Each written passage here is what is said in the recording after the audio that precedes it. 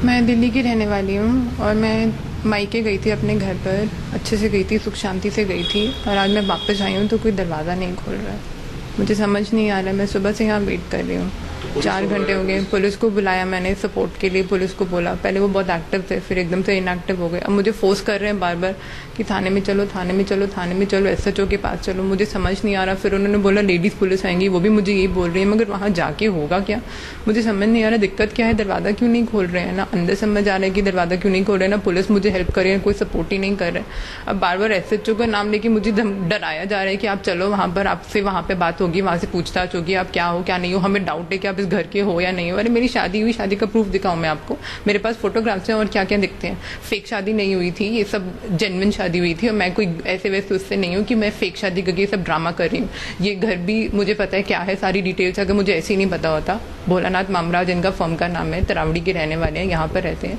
2-3 साल पहले यहाँ शिफ्ट हुए हैं। मैं दिल्ली की हूँ, एजुकेटेड हूँ। हम लोग पश्चिमा में रहते हैं। मैंने बाल भारती से स्कूलिंग करी है, मगर अब नहीं समझ आ रहा है कि ये सब क्या हो रहा है। मेरे हस्बैंड, मेरी फैमिली क्यों मेरे को ऐसे बिहेव कर रही है कि पता नहीं मैं कौन हूँ और कोई दरवाज़ा नहीं खोल रहा। मैं सुबह से परेशान हूँ, सबके आगे रिक्वेस्ट कर चुकी हूँ। मुझसे कभी ये पूछा जाता है कि आपका थाना कौन सा है, वहाँ जाके रिपोर्ट करवाऊँ। मुझे क्या पता कौन सा थाना है, क्या थाना है। जर्नली बस फ़ोन नंबर पे डायल करके मैंने बोला था कि आप आके सपोर्ट करो। अब कोई भी सपोर्ट करने के लिए तैयार नहीं है, सब चले गए यहाँ से। अब मैं फिर अकेली खड़ी हुई हूँ।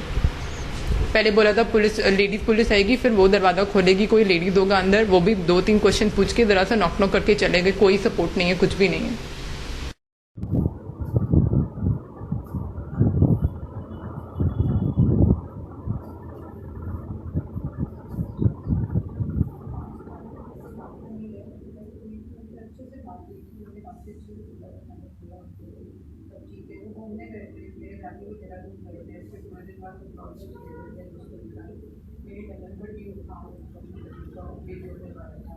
खाना बनाती रहती हूँ, सारा बनाती रहती हूँ। 13 सेक्टर में भाभी रहती है, मैं वहाँ पर थी, यहाँ पर। तो फिर ऐसे बात सॉल्व होएगी। वैसे आज तो 4-4 महीने कोई नहीं रहता मायके में। मैडम टाइम नहीं देते। मैं बता रहा हूँ, हम बता रहे हैं। हाँ, हम लोग सुबह से आए हुए हैं। सुबह हम लोग 8 बजे के यहाँ हैं और उसके बाद हम लोग सुबह से, पहले गार्ड था, गार्ड ने हमें ये बोला कि अंदर हैं, सब हैं अंदर। चांदनी दीदी हैं, इनकी जो ननंद हैं वो भी अंदर हैं, जीजू भी अंदर हैं, इनकी सास भी अंदर है और वो खाना भी बना रहे हैं। हमने खुद देखा है कि कोई किचन में है, कोई खाना बना रहा है। हमने घंटियां मारी, वो गार्ड ने इतनी देर तक घंटियां बजाई हैं कि कोई आएगा आएगा आएगा। वो भी परेशान था पहले कि क्यों नहीं कोई खोल रहा दरवाज़ा, अंदर ही हैं सब। उसने हमें यही बोला कि सब अंदर हैं। उसके बाद पता नहीं उसके बाद कोई फ़ोन आया या क्या हुआ, उसने हमें बोला कि नहीं आप जाइए, कोई नहीं है अंदर, आप जाइए। मैं क्या अभी तो आपने बोला कि अंदर है, तो उसने बोला नहीं अंदर सिर्फ छोटू है और कोई नहीं है। मैं क्या छोटू ही सही, अब छोटू भी नहीं वो खोल रहा दरवाज़ा, कोई तो खोले। हमें इसी चीज़ की टेंशन है कि अंदर सब सही है कि नहीं है।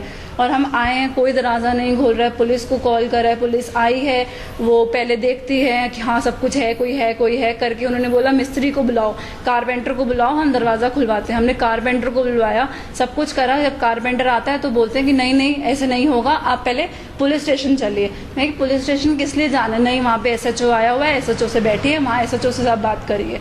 और हमने फिर वुमेन्स पुलिस वालों को बुलाया, हमने सब कुछ करा। वो भी आए हैं, सिर्फ नॉक करा, उन्होंने 1-2 बार आवाज़ लगाई है, फ़ोन करा, कोई उन्होंने फ़ोन नहीं पिक करा, तो वो भी वापस चले गए हैं।